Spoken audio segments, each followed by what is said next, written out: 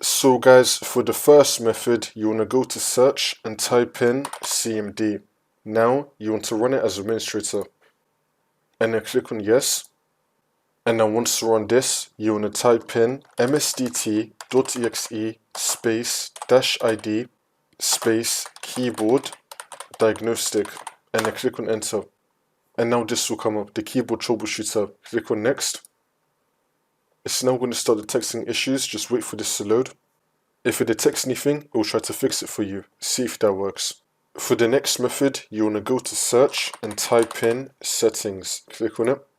And now once you run this, on the left hand side, you want to select accessibility. And now you want to scroll down and then select keyboard. Make sure you have sticky keys, filter keys and toggle keys all turned off. See if that works. For the next method, go to search and type in device manager. Click on it. And now once we're here, you want to expand keyboards. Now you want to find your keyboard. You want to right click on it and then click on update driver and then click on search automatically for drivers.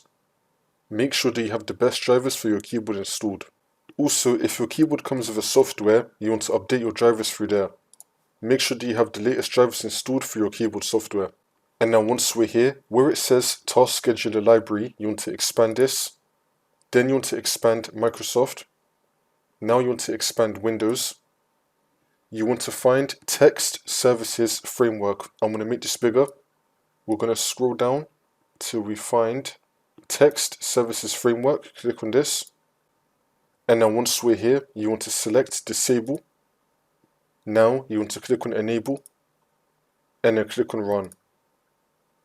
Once you run this, you want to restart your computer.